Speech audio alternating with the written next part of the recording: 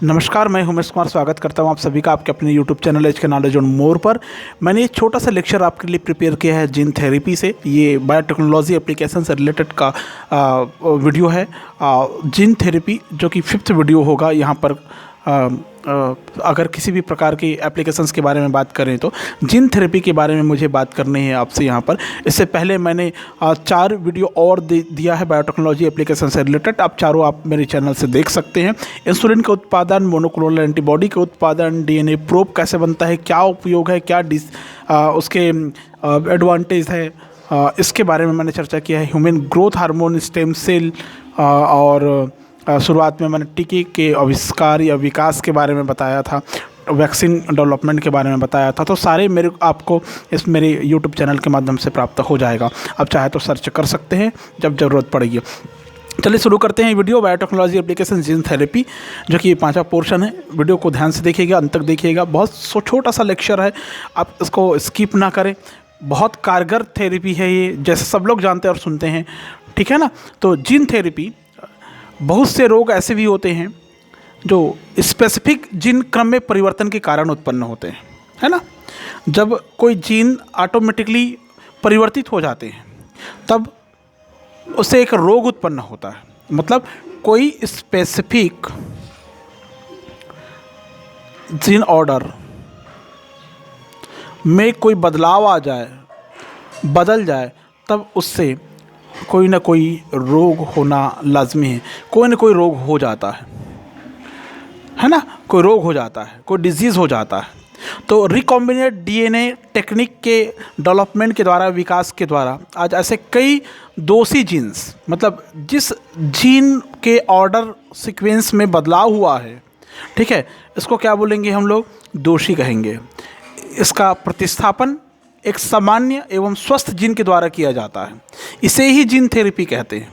मतलब जो specific gene है जिसमें बदलाव हुआ है, ठीक है, इस जीन को पहचान कर पहले हम यहाँ से आइसोलेट कर लेते हैं, पृथक्कृत कर लेते हैं, और उसकी जगह में एक गुड क्वालिटी के जीन, गुड और नॉर्मल जीन को ट्रांसप्लांट कर देते हैं, प्लांट कर देते हैं।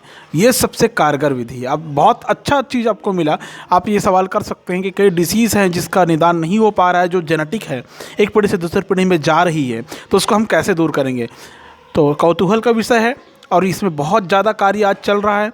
पता नहीं लेकिन सक्सेस कब होगा। उम्मीद करें कि बहुत जल्दी साइंस इसको डिस्कवर कर लेगी कि जितने भी प्रकार का जेनेटिक डिसऑर्डर है उसकी विकृति वाले जीन्स को एक सामान्य या अच्छे जीन के साथ में ट्रांसप्लांट कर लिया जाएगा और व्यक्ति जेनेटिक डिसऑर्डर से बच जाएंगे। इस प्रक्रिया को ही हम लोग जीन थेरेपी कहते हैं। इस पूरी प्रक्रिया का नाम ही क्या है? जीन थेरेपी है, याद रखेंगे, जीन थेरेपी। काफ़ी सारे रोगों के उपचार में इस विधि का उपयोग किया जाता है, लेकिन आपको ये जानना चाहिए कि इस विधि का उपचार अभी तक संभव नहीं हो पाया है ह्यूमन बींग्स में। मानव समुदाय में इस विधि का उपयोग अभी तक संभव नहीं हुआ है। जीन उपचार का उपयोग 2 स्तरों पर किया जा सकता है। मतलब ये फिज़िकल अगर बॉडी देखें, आप शारीरिक क्षमता के अनुसार देखें तो इसका उपयोग करना भी लाजमी नहीं है, ठीक है। तो ये कह सकते हैं कि भविष्य के लिए बहुत अच्छा हो सकता है, कारगर हो सकता है भविष्य में। उम्मीद करें कि ये सफल होगा, ठीक है। तो 2 तरीके से आप जीन थेरेपी का यहाँ पर इस्तेमाल कर सकते हैं, ठीक है। एक होता है यहाँ पर जिसको बोलते हैं पेशेंट थेरेपी, रोगी थेरेपी बोलते हैं जिसको आप लोग, पेशेंट थेरेपी, रोगी थेरेपी।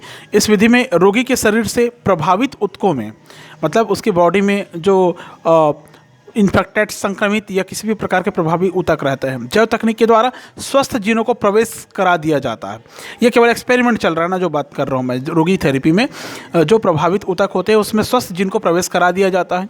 आनुवंशिक अभियांत्रिकी की सबसे बड़ी समस्या असामान्य विकृति ये है जो प्राकृतिक कारणों से उत्पन्न होती है। उसमें न्यूक्लियोटाइड श्रृंखला को सामान्य श्रृंखला के द्वारा ही विस्थापित करना होता है।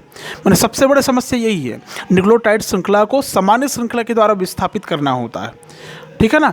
समझ गए? जो कि प्राकृतिक कारणों से उत्पन्न हुई है। अब देखिए कितनी बड़ी बात है, नेचर ने उस डिसीज़ को उत्पन्न किया, नेचर के कारण वहाँ पर विकृत हो गई जीन खंड, तो उस जीन खंड को सामान्य श्रृंखला के द्वारा विस्थापित करना सबसे बड़ा चैलेंज है।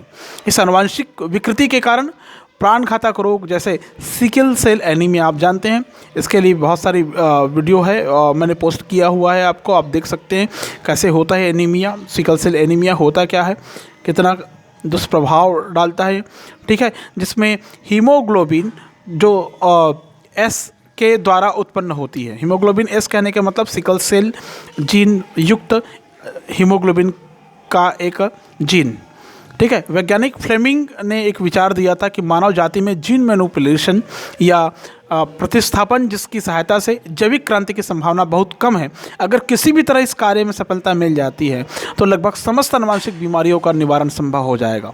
रोग उपचार में जीव की वंशागतिकी में कोई परिवर्तन नहीं होता।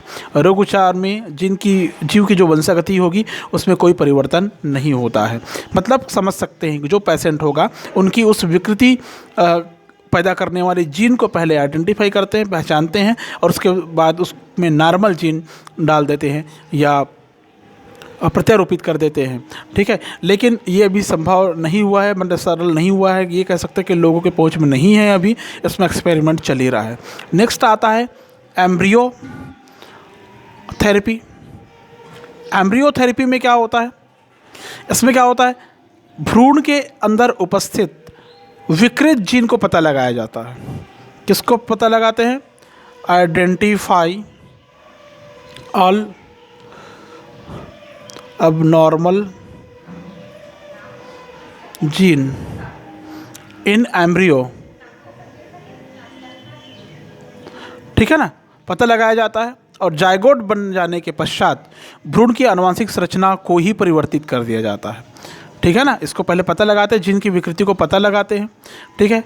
लेकिन भ्रूण की विकृति से पहले कितना अच्छा होगा अगर वहाँ पर बनने वाले जो जायगोट होगा, क्या चीज़, जायगोट होगा, इस जायगोट बन जाने के बाद भ्रूण की आनुवंशिक संरचना को आप बदल दें, मतलब इसकी जेनेटिक स्ट्रक्चर को आप चेंज कर दें।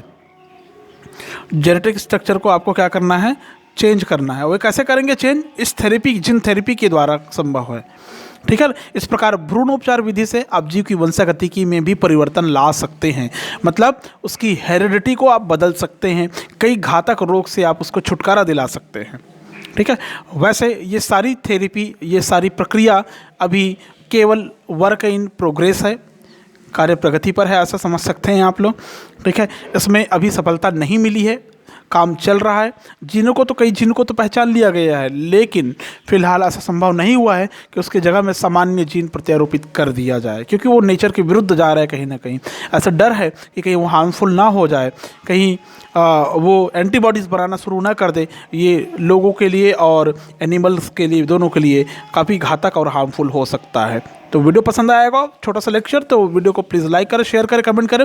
चैनल पर पहली बार आए हैं तो प्लीज़ चैनल को सब्सक्राइब कर लेना, किसी प्रकार की वीडियो आपको हमेशा प्राप्त हो। Thank you so much.